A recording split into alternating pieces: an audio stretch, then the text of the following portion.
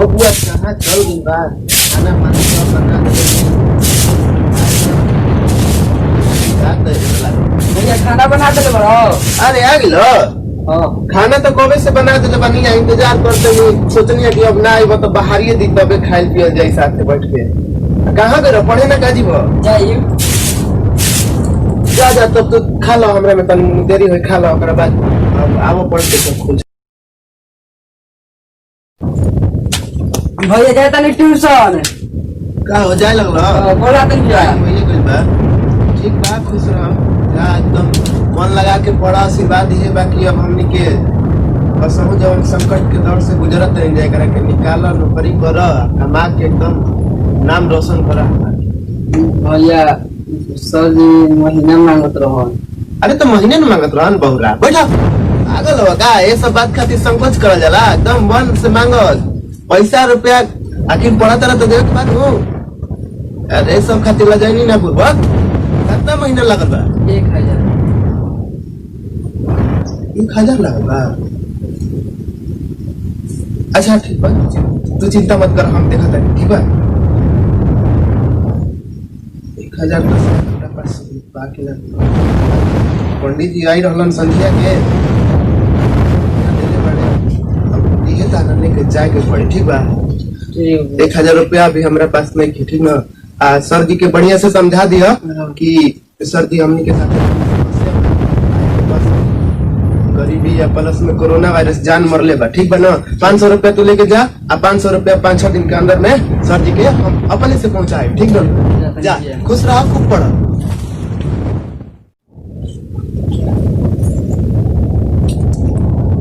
हाल बाहो नारायण गमछी बिछा के ठीक बा कहाँ चल दिला हो गमछी बिछा के पढ़े पढ़े जाता रहो गमछी बिछा के भैया कहाँ बरन हो गमछी बिछा के घरे बाबा खा के दोनों भाई चले तो बैठल बा घरे ज्यादा तार भैया ले भेज कर गमछी बिछा के ठीक बा जा लेट तो पढ़े जाए।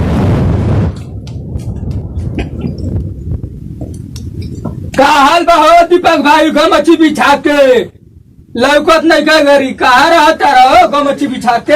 अरे बैठो बैठो बिट्टू भाई बैठो का हाल बा हो ठीक बा हो गमछी बिछा के लौकबा मर्दे जानते बड़ा जब इससे छोट छोट रहे तो माई बाबू छोड़ के चल गिलन अब बबुआ के सियान करनी पढ़ावत नहीं लिखावत नहीं अब घरे जतना काम धंधा बा सब अपने जिम्मे बैले बा खाना बनाव बर्तन मल गाय के फिसानी उनी गोत लेकिन अब बबुआ पढ़े लागल सियान हो गई तब तनी टेंशन कम हो गई बा बबुआ तार हाँ भाई बड़ी पढ़ता मर्दे 1000 के ट्यूशन लगेले बनी हम देखनी रास्ते में अभी खानी गए नु गमछी बिछा के खानी गई बा पढ़े तो देखनी तो खानी बनावता गमछी बिछा के हाँ दिमाग खराब बका तुहार अरे हम देखनी है गमछी बिछा के बड़ा की नहीं खपोला पहले बताओ तमन हम गलती करते नहीं हमारे भाई लगा तू तो भाई है वो भाई लिखा लगता हम गलती दुश्मन हो हम तार तू सब कुछ का अलाम सहे खातिर तैयार बनी लेकिन हमारा भाई के बारे में एक सब बोला ना एक फफेलिया फोड़ के मुआ दम तारा के चिन्हत नहीं करता प्रेम उतने तक सीमित रहेला जितना ठीक लगेला और उतने सब कुछ बढ़िया लगेला मर्दे तार दिमाग खराब बा तू सनक बिल बड़ा इतना छोट लिखा के कहत रह कि खैनी खाता।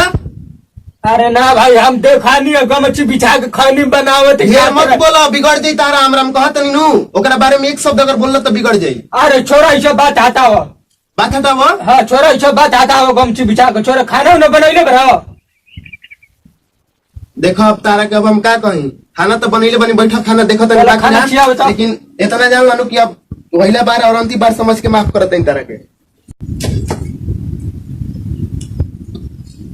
ले गमछी बिछा के। अरे मर्दे खाना तो नहीं खे सब खा गई बा तब हम जाता न गमछी बिछा के ठीक बा लेकिन जानता रहा ज्यादा ना सब बोले के चाहे को आखिर हमनी के विश्वास न बा भाई ओकरा पर मेहनत करके इतना पढ़ाओ जब सुनी ना जाता खराब लगेला अगर ठीक बा विश्वास कर तार हमारा पर भरोसा नहीं के तो विश्वास करो भाई पर हम जाता नहीं कहनी हाँ भाई आज तो पूछ लियो गमछी बिछा के। हाँ जा जा हम पूछ लेंगे ठीक बा हम चलो तनी अपन घर लिखे लोग देखा था आ जाता उन लोग ये जा बात बती जावे एक टाइम के खाना मांगे खातिर माने ना खाना किया नहीं चाहत रहे लेकिन अब बतावा हो ये ऐसे करता रहा इतना मेहनत हमने ये करते हैं जाई झूठाओं के बिना मतलब के सनका के दिमाग धरता लोग छोड़ा ज्यादा आई तब ओकर से बात करी छोड़ो।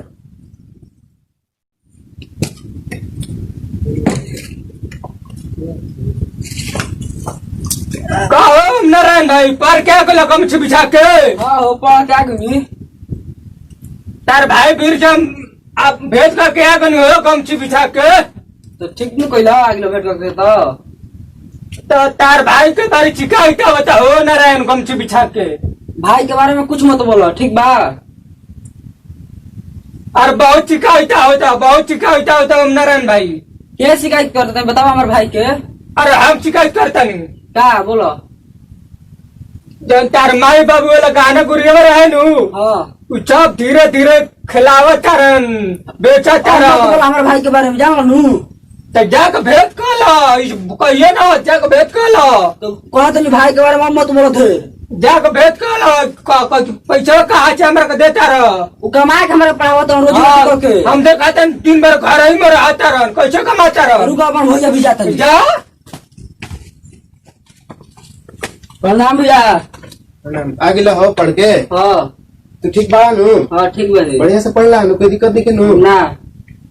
चलो अरे बड़ी आजकल युग जमाना ठीक नहीं है ठीक नु हाँ। अपन काम पे ध्यान देवे के बाद ठीक ध्यान बा। देवे के बाद कि हमने के अभी स्थिति का बा ठीक नु ठीक बा। आ लोग कुछ कहत हो के मान लो कहीं से हाँ। तो कुछ ध्यान नहीं के देवे के ठीक बा। ठीक बा। पढ़ाई लिखाई पे ध्यान रखो और मन लगा के खूब पढ़ो। चलो बिना मतलब के कपार पे टेंशन आजकल के आदमी देवे वाला बा। बताओ हम अपने भाई पे इतना मेहनत करत तनी पढ़ाओ तनी लिखाओ तनी झूठों के कपार पे टेंशन देता लोग कहाँ कुछ भइल बा टाइम पे आइल अपन पढ़ लिख के गइल अपन घर में। अब हमरा बुझाते नहीं कि हम क्या करी। अच्छा ठीक है बा भगवाने कर इंसाफ करी हम जाता नहीं भैया ट्यूशन। हाँ जा तो रह हाँ ठीक है बा खाना उना खैला हाँ खाना उना खा लेनी है। बने हाँ ओ दिन अपन 500 रुपये बकिया रहे सर जो मंगला हवन। पैसा बा हाँ अच्छा ठीक बा हम पैसा देता नहीं लेकिन देखो अगर समय ठीक नहीं चलो ठीक बा दुनियादारी पर ज्यादा ध्यान नहीं दे अपन पढ़ाई पर ध्यान रखे के बा यही बात रोज तारा कम सिखाओ तनी अपन फेरा में रहे के बा। दुनिया का कहता देखो जानता रहे पुरानी कहावत कहले बा लोग कि अगर कौआ कान लेके जाता नु तो पहले अपन कान देखे के चाहिए बाकी ना ठीक बा। कौआ के देखबो तो ढेर घाटा में हम लेके चल जाएंगे। बात के समझा पढ़ाई लिखाई पर ध्यान दे हम पैसा लेके आते हैं बेटा। क्या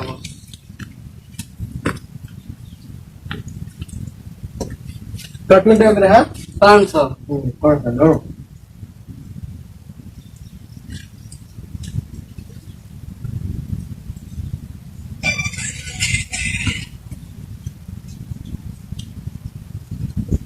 पाँच सौ खुला वाला बा बेसी बता मिल खाना पानी अपन आराम से खा पी लेनी कोनो दिक्कत नहीं है ठीक बा। ठीक नो ये सब ना चिंता करनी कि पैसा माने और बेला दिन बा का हाल बा हो गमछी बिछा के ठीक बा हो अरे तो को चुननी के 12 दीपका का भैया मन लगा के पढ़ता हो पढ़ा तब हम सुना नहीं है 2-4 आदमी से बाकी तार का फेल करा देला से इसाला फौज जन कोइले बहुत दिक्कत के रहे संगतिया से तो रात रहे आगुनी जब परीक्षा में नो चल बतावते ना रहे हमारा के तो चल अब फर्स्ट डिवीजन अगर हम फेल हो गए तो चलो तकर बदला कर लिये चलो बता लिया जी सुनो हाँ। जैसे जैसे काम नहीं उसे करिए हूँ खाली करत रही है। ठीक है बा गमछी बिछा के चलो चलो हमने के मिल जाए चलो चलो करेगा गमछी बिछा के चलो इंटर में फेल करा जाता मोहन नहीं भाई अपन हाथ में ले हाथ धो के अपन अपन नहीं बता। का हाल बा हो दीपक भाई गमछी बिछा के अरे मर्दे गाल बा हो फिर आई बाज अरे ठीक बड़ा नु हाँ हमने के टीम अपने बताओ सब ठीक बड़ा नो सब बढ़िया बा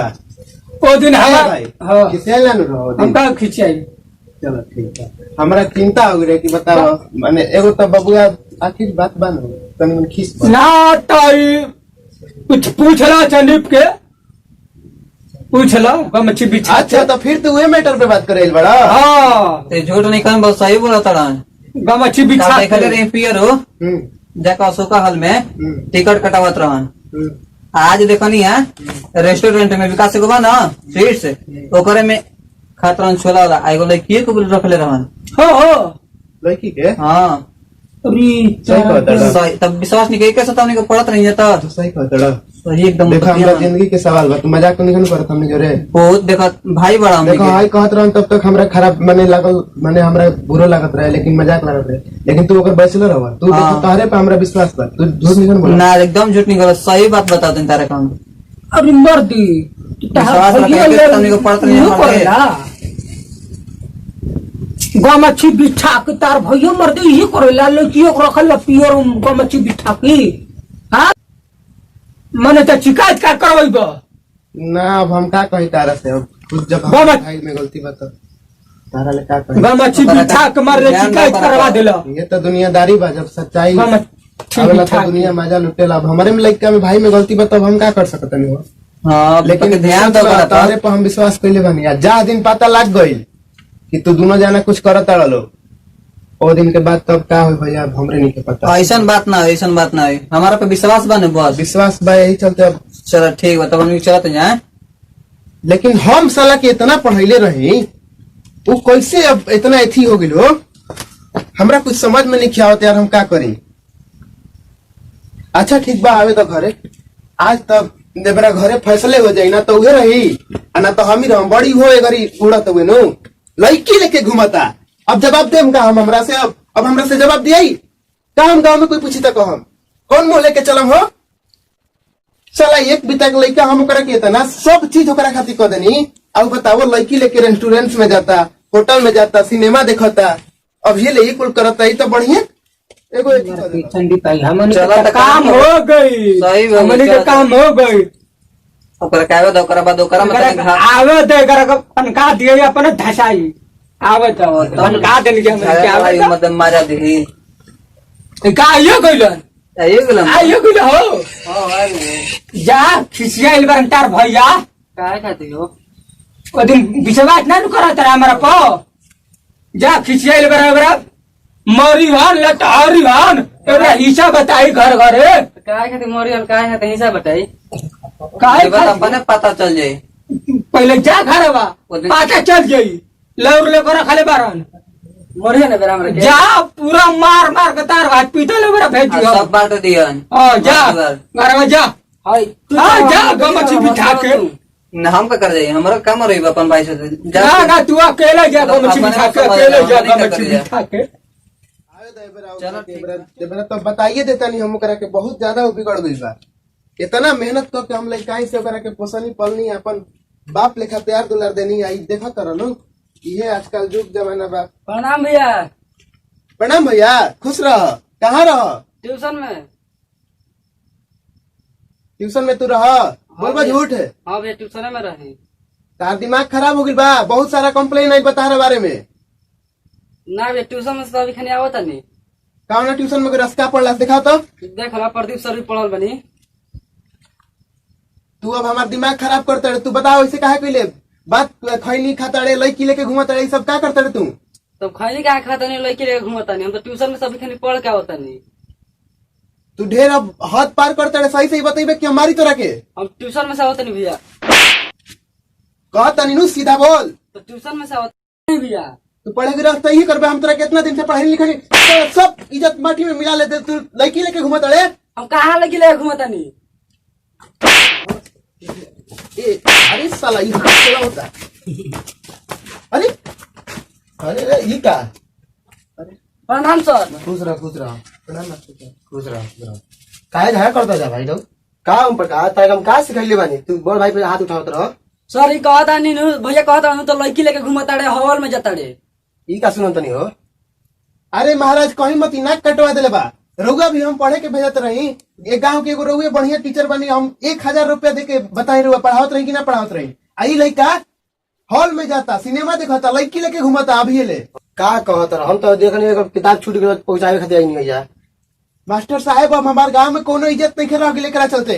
ना ऐसा बात नहीं, ट्यूशन आई किताब छोड़ दिलन, ये सोचनी रास्ता से गुजरत रही, सोचनी हम पढ़ के घरे दे दी। हम देखत झगड़ा कर एक बार हम बिटुआ कह के गई कि ऐसे करता वैसे करता, तो हमारा विश्वास ना भइल। ना, ऐसा अपन बात भाई नहीं कि है। हम इतना मेहनत करते रही, विश्वास ना भइल। ऐसा बात नहीं कि अब रोज बैचलर पढ़ा आके खुद कह के हमरा से गइल बा। अब बताओ अब हम क्या करी मास्टर साहब? रोगी बताई, अब तो हमरा बुझाते नहीं कि दोनों झगड़ा लगाओ तो तारा के।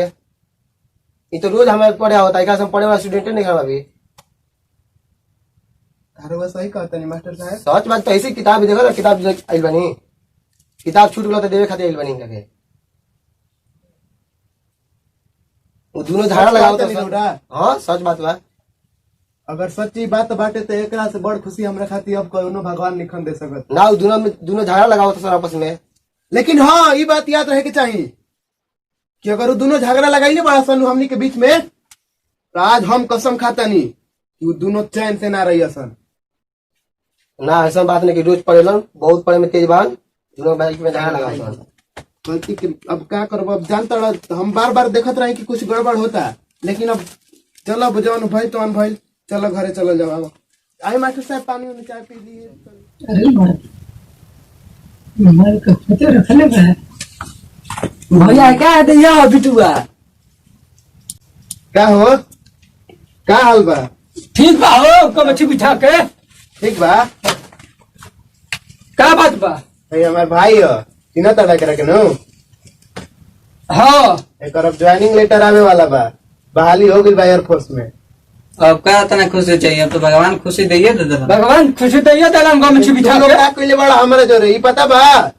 का कहले बनी जा हमने कहा कुछ के लिए भेजा? हमनी के का कहले बनी बताओ तो।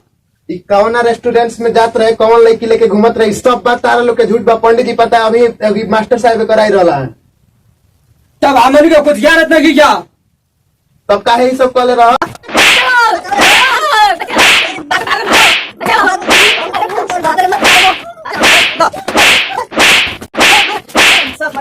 प्रणाम सुपर गोल्डन एंटरटेनमेंट में रहुआ सबनी के स्वागत बा। हम निशान भारद्वाज, उमरान चंद्रवंशी, हम सुमित गुप्ता, दीपक पुजारी भैया, हम बीतू गुप्ता, संदीप ठाकुर।